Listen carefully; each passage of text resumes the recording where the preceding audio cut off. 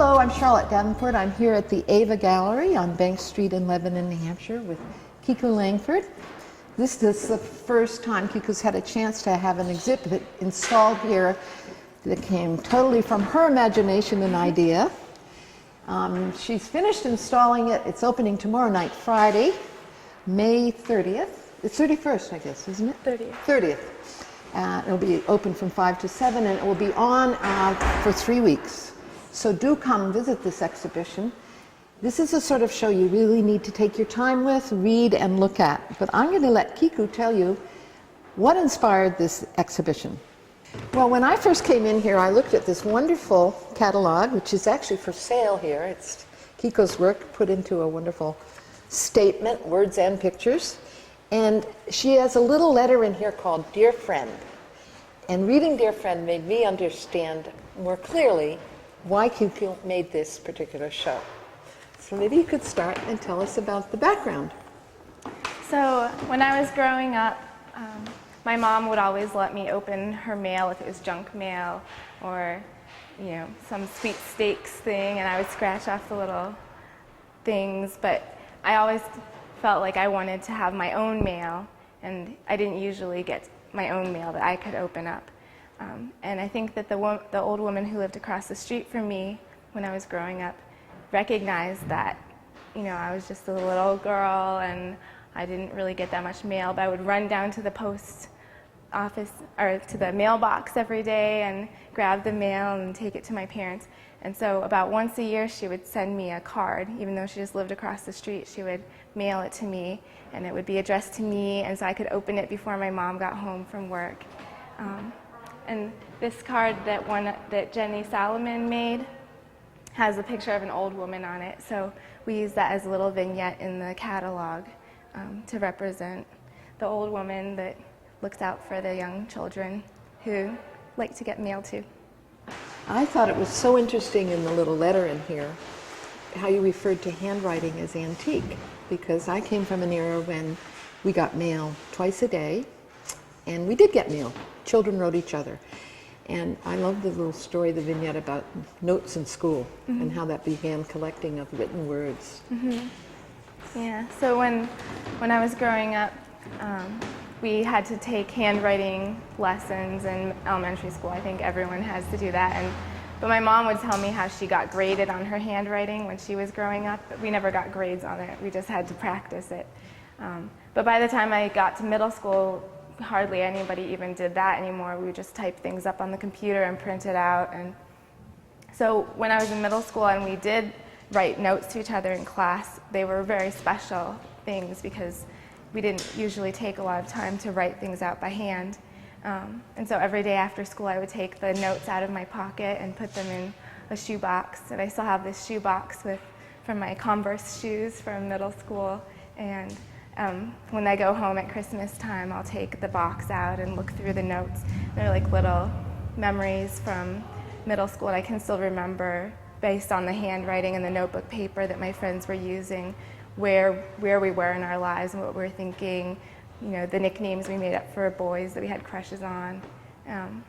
And it's very different than looking back at the emails from college, because they're just put into folders in my email account, and I know I have them, but I'm never going to really go through and look at them all.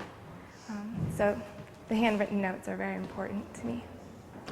You want to point out a few of the pieces that make up this exhibit and discuss the process of how we came to be in this space with all these wonderful notes and pictures from artists, I guess, all over the region. And how far away are some of them from? The farthest away is one from Germany.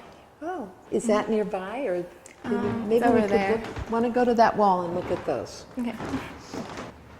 So this card was made by Jürgen Fleck. He was a friend of my father that my dad told about the project.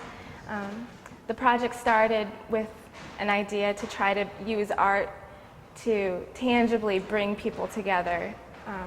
I feel like the purpose of art is to communicate and to foster communication between people, but a lot of the time more esoteric art or more contemporary art instead alienates people who feel like they don't understand art.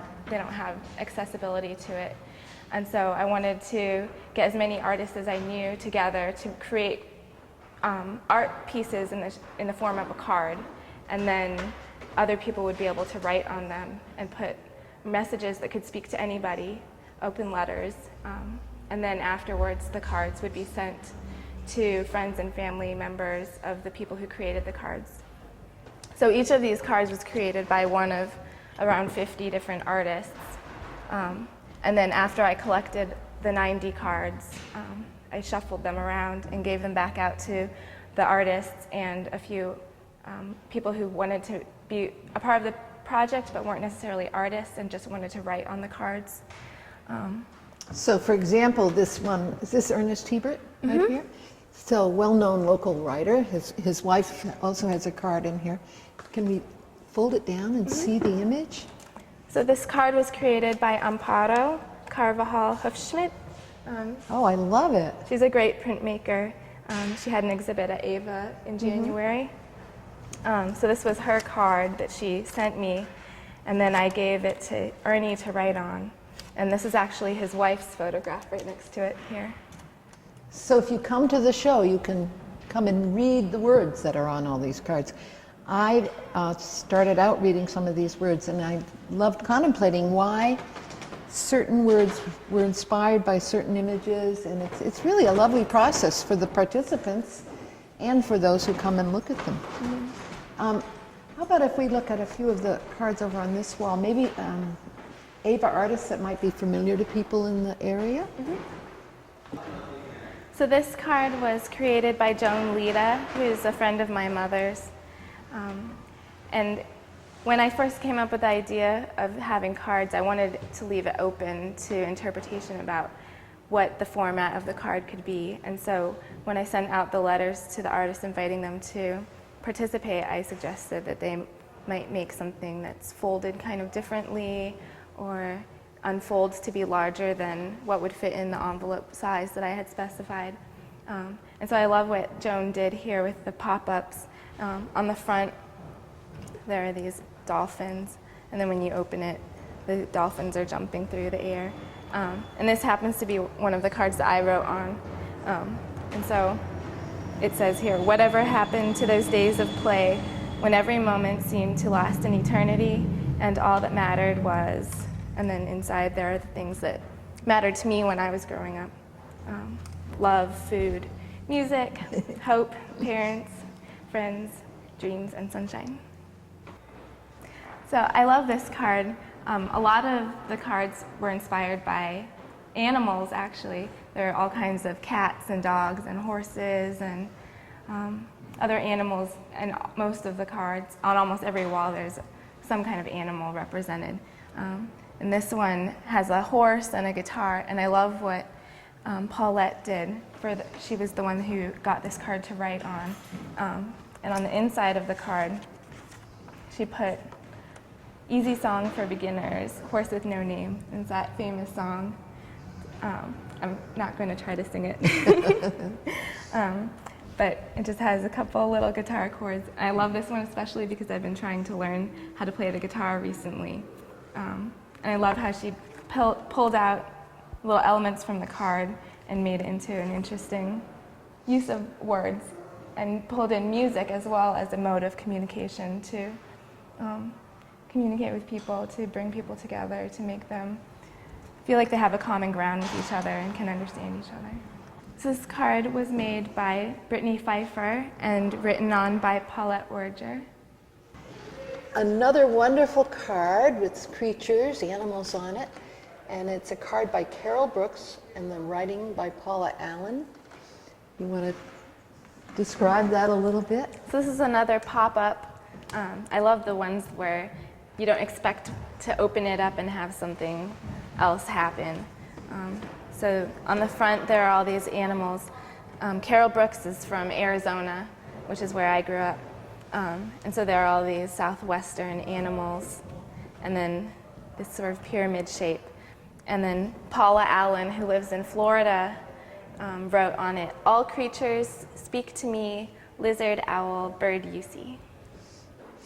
Well, I understand you're leaving us for a while, going off to Japan.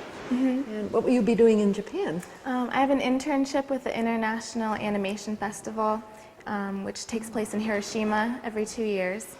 Oh, how exciting. I'll be in Tokyo for 2 months preparing for the festival, which is in the beginning of August, and then we'll be in Hiroshima. Oh, what an incredible time in your life. Will you be coming back to Lebanon? Yes, I have good. to. We want you to come back. And it wasn't just Dartmouth that you drew you here. Now it's the art group here too. Before we end this interesting talk, I wanted to point out again, this is the catalog, and it's in an edition of 75. And so I got one right away because I think they'll go fast because there are so many artists that are in it. And this is the DVD, which has images of each of these pieces and the words, right? Yep. So you can actually see the show again and again if you get this. And there's a lot to read here and a lot to look at. So it's a wonderful aspect to this show. Thank you. Thank you, Kiku.